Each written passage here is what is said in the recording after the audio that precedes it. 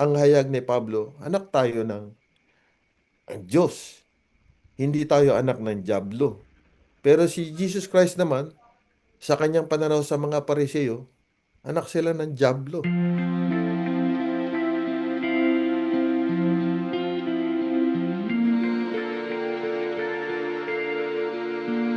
Lahat tayo mga anak niya, iyan ang ating pinakabuod, ang pinakaumpisa ng talakayan. At sisikapin nating sa maiksing panahon dumating sa atin ang pangunawa.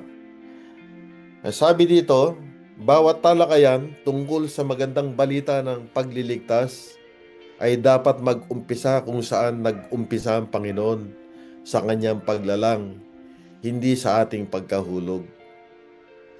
Nang si Apostol Pablo ay tumayo sa harapan ng mga paganong philosophers sa Areopagus, hindi niya hinarap sila sa pamagitan ng isang paghahatol sa kanilang mga kalikuan o sa kanilang pagiging wretched, so to speak. Sa halip, siya ay pumasok sa kanilang kultura sa pamamagitan ng isang katotohanan marahil ang matagal nang nakalimutan. Inihayag niya sa kanila at sa kanilang pagkakabulag na ang kanilang paghinga ay nagmumula sa ating Panginoon. At in-identify niya sila bilang mga kapatid actually. May sabihin niya tayong lahat ay mga anak ng Diyos. No? Tingnan natin itong tinatawag na analogy ng isang obra maestra, mga kapatid. Isipin natin halimbawa na ang isang original masterpiece ng isang dakilang pintor, kung ang kanyang gawa na masterpiece ay nakaladkad sa isang putikan o natabunan ng alikabok at nasira ang mga bahagi nito, nawawala kaya yung kanyang original na identity? Hindi naman po, marahil. Hindi siya natin pwedeng matawag na obra maestra ng putik. Nananatili siyang isang obra maestra na nasira. Yan ang malinaw na analogy, mga kapatid. Yung putik ay isang kondisyon, malungkot na kondisyon. Pero yung obra maestra o yung canvas niya ay isang realidad. Kung ang isang nagpapanauli ay titignan nito, hindi niya nakikita ang kanyang worthless trust.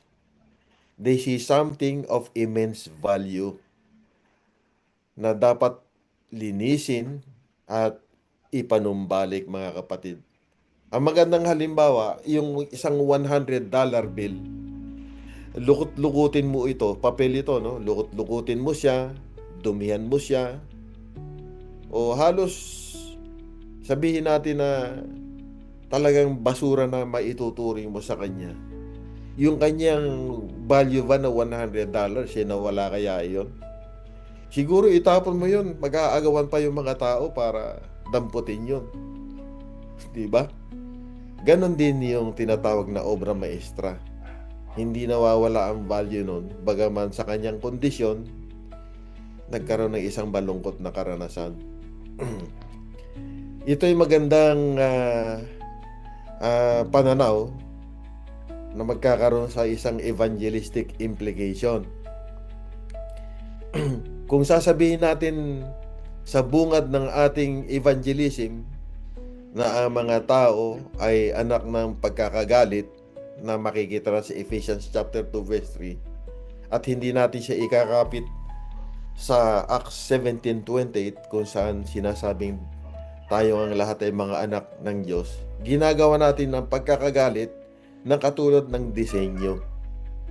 Pero yung pagkakagalit ay isang holy opposition ng Panginoon doon sa putik. Diba? Ang pagkasuklam ng Diyos ay hindi doon sa kanyang obra maestra, kundi doon sa kasalanan na siyang nagwawasak sa kanyang disenyo. Tayo yung dinesign ng Panginoon. Malungkot ang Diyos na tayo ay pumasok sa ganitong karanasan. Yung kanyang panukala, alisin yung putik o alisin yung kasalanan. Kasi ito yung sumisira sa atin. Ang gusto ng Panginoon ay mabuhay tayo ng walang hanggan kapiling niya. Ganyan yung masterpiece mindset, so to speak. So dapat magbago ang ating mensahe sa mundo, mga kapatid. Ang sasabihin natin sa ating mga kapwa, kahit doon sa mga hindi natin kasang-ayon sa ating mindset, so to speak, kasi iba-iba tayo ng denomination. At ito, naniniwala ako ang purpose kung bakit meron tayong grace. Na bagaman tayo, sa ating limitasyon ay meron tayong iba't ibang pangunawa at magkamisan ay umaabot sa mga debate na hindi naman karapat-dapat. Naniniwala ako na ang purpose ng grace na in humility sinisikap nating maisakatuparan, yan ang nagiging karanasan natin ngayon at purihin ang Panginoon. Kaya sa ating pakikitungo, huwag nating titingnan ng ating kapwa bilang mga palaboy na nagsisikap kumbinsihan ng isang hari na ipagpatuloy tayo sa pagiging ating rebelde, no? Kundi tayo ay anak ng isang Diyos na buhay na nabubuhay sa isang kulungan ng mga baboy. At ang ating pangkasalukuyang pag-aaklas ay isang trahedya sapagkat ito ay lumabag sa isang katotohanang panukala sa atin ng Panginoon, na maggising tayo sa isang realidad at umuwi na tayo doon sa naglalang sa atin, na nagbigay sa atin ng buhay at siyang pinagmumulan ng ating pagkilos ng ating hanging hinihinga ng walang humpay 24 oras, 7 araw sa isang linggo. Tutungo naman tayo sa deception of spiritual alignment, mga kapatid. Ano kaya ang makikita nating problema sa John 8:44? Problema talaga ito kasi galing ito sa ating Panginoon Jesucristo. Jesus looks at the highly devout, fastidious Pharisees and says, "You are of your father the devil, and your will is to do your father's desire." Si Jesus Christ mismo nagsabi nito. Ano? Ngayon, kailangan i-resolve natin itong parang contradiction na ng ating pinakabungad na teksto sa Acts chapter 17 verse 28. Kasi 17:28, ang hayag ni Pablo, anak tayo ng Diyos. Hindi tayo anak ng dyablo. Pero si Jesus Christ naman, sa kanyang pananaw sa mga Pariseo, anak sila ng dyablo. Paano nating iaayos itong contradiction na ito, mga kapatid? Isaalang-alang natin na sa ancient Near East, ang maging anak ng isa ay nangangahulugan na kanyang ilalarawan ang kanilang katangian.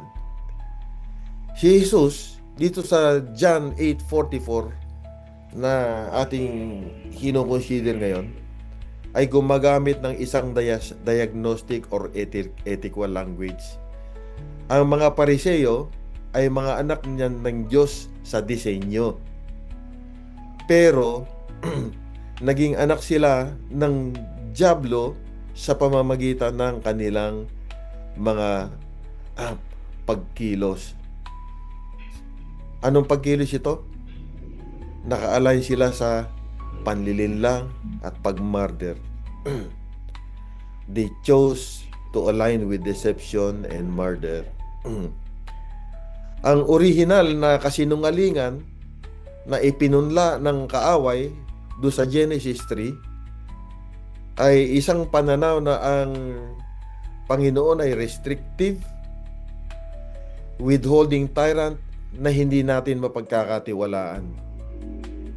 At ang mga Pariseo ay kinasangkapan ng kautusan ng Diyos para alipinin ang iba at protektahan ang kanilang kapangyarihan.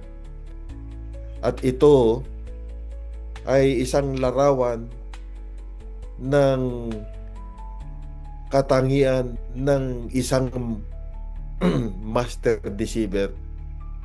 Sila ay they're operating under the illusion of self-righteousness. Lahat tayo victim ng self-righteousness in one way or another.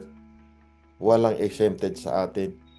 Ibig sabihin, walang mas mabuti kaysa sa isa. All of us belong to the same rope. We are all sinners in need of God's grace. Tingnan naman natin itong tinatawag na gathering wings at ang idinudulot na objective blessing, mga kapatid. Ito'y masusumpungan natin sa Matthew 23 verse 37. Matapos na ihantad ni Jesus Christ ang pagpapaimbabaw ng mga leaders nung kapanahon niya, Jesus looks over the city and weeps. Umiyak si Kristo. He laments. "O Jerusalem, Jerusalem, how often would I have gathered your children together as a hen gathers her brood under her wings, and you were not..." Iniyakan ni Kristo. Yung mga Pariseo, iniyakan niya yan. Yung mga leaders mismo, pumapatay na mga propeta at lahat ng mga sumasalungat sa kanila. They were not willing. Ito isang pananaw ng isang original parental ownership. God's posture toward His blind, rebellious offspring is never malicious wrath. It is a relentless, untiring, and vulnerable passion to protect and gather all of us. Hindi nagsasawa ang Diyos sa pagtitiis para magbalik loob tayo sa Kanya. Yan ay katulad ng mga realidad sa ating mga kapanahunan kung saan ang isang halimbawa ay kinidnap yung anak ng isang mayaman at mababawi niya ang kanyang anak kapalit ng isang malaking ransom. Gagawin lahat ng mga magulang kung kailangan i-empty nila yung yaman nila para mabawi nila yung kanilang mga anak. Tayo hindi mga anak ng kaaway ng Diyos, kundi ninakaw tayo magmula sa ating tunay na ama na ang Diyos. At nagkaroon tayo sa experience ng maling identity na ito na yung pinoproject natin. Kaya ang panukala ng pagtutubos ay maipanumbalik tayo sa image na naglalang sa atin.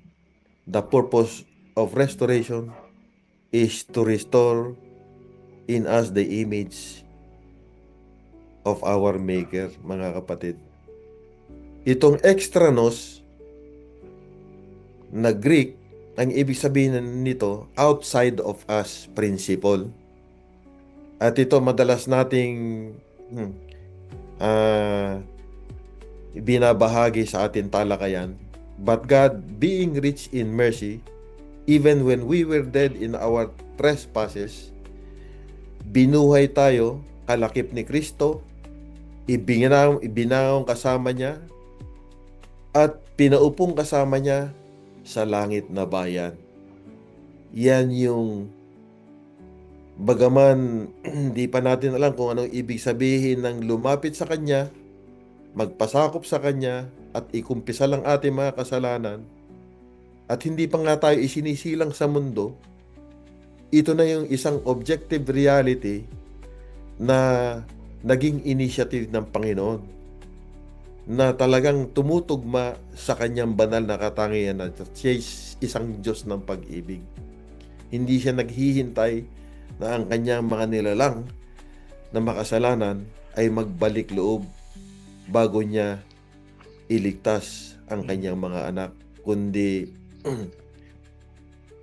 ginawa niya na ang panukalang pagliligtas sa pamagitan ng banal na kasaysayan ni Kristo, at ito ang tinatawag na outside of us, objective reality, no? Salvation o kaligtasan na labas sa atin. Ating mapapansin na ang kapanahunan na ginamit dito lahat ay past tense at pangkalahatan.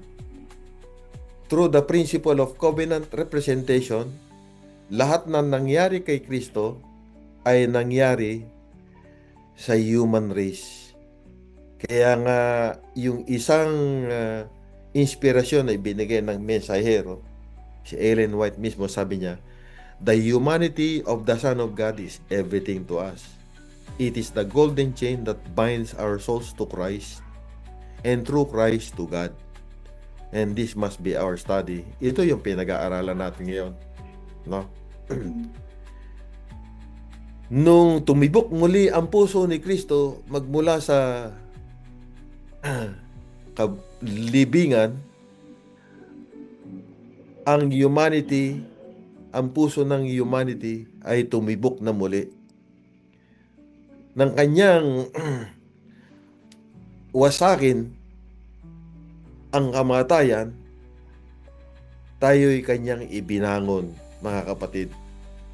At nang siya'y umpo sa kanan ng Diyos Amang pinakamakapangyarihan sa lahat, kasama tayong iniupo niya. Yan ang objective blessing, mga kapatid. Napakagandang balita niya. So, this blessing happened completely labas sa atin.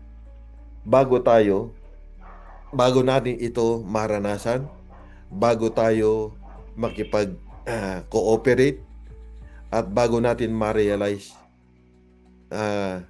na ito'y pinagkaloob sa atin, bagaman ito'y we do not deserve it. This is what guarantees our radical security. Radical security, mga kapatid. So, the execution of grace at the cross, Luke 23:34. Talastas natin, mga kapatid, at makailang ulit na madalas natin binabanggit, "Father, forgive them, for they know not what they do." Kadalasan, nagagamit yung verse sa 1 John 1:9 na parang meron tayong bahagi sa pagpapatawad ng Panginoon. If we confess our sins, He is faithful and just to forgive us all our sins and cleanse us from all unrighteousness. Ang nagiging misrepresentation sa teksto, kung hindi ka mangungumpisal, hindi ka patatawarin. Ang mas anggop marahil na preposition na gagamitin doon, when we confess our sin. Kung tayo'y mangungumpisal sa Diyos, tapat siya. No? Hindi yung magiging tapat siya, kundi tapat na siya. At ang pagiging tapat niya ay ng Kanyang i-empty ang heaven at isugo dito ang Kanyang kaisa-isang anak na si Kristo. Ang tunay na katangian ng Diyos ay permanently vindicated, na siya ay naglalarawan ng pag-ibig na mapagparaya.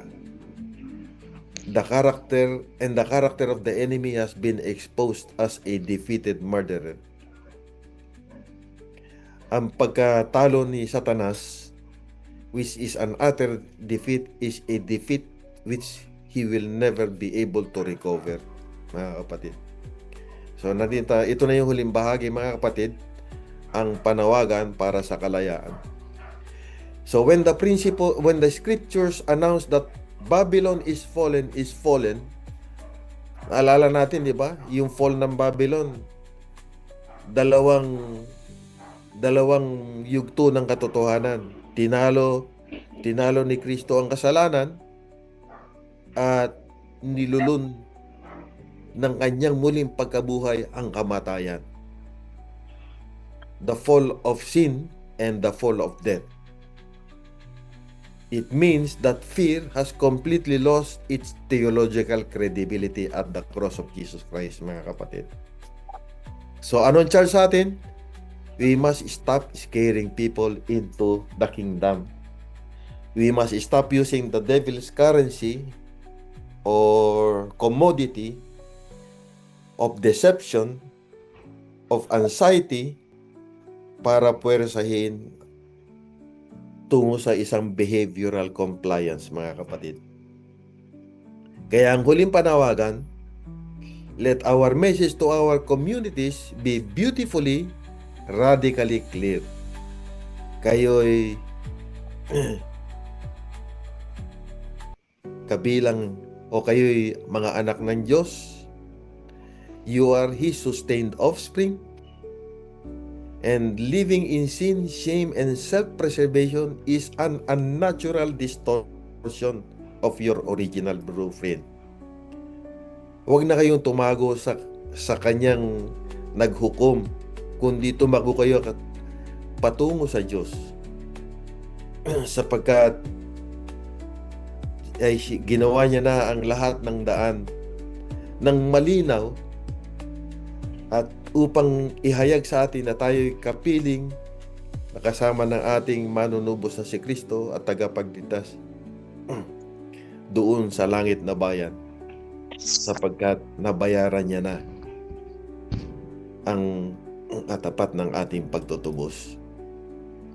Kaya bilang mga ambasador ni Kristo, ito ang ating panawagan para sa atin. We are therefore Christ's ambassador, as though God were making His appeal through us. We implore you, on Christ's behalf, be reconciled to God. At isa pang warning, Him we preach, warning every man, teaching every man in all wisdom, that we may present every man perfect in Christ. Maraming salamat po. Dito po natatapos ang ating maiksing presentation. God bless.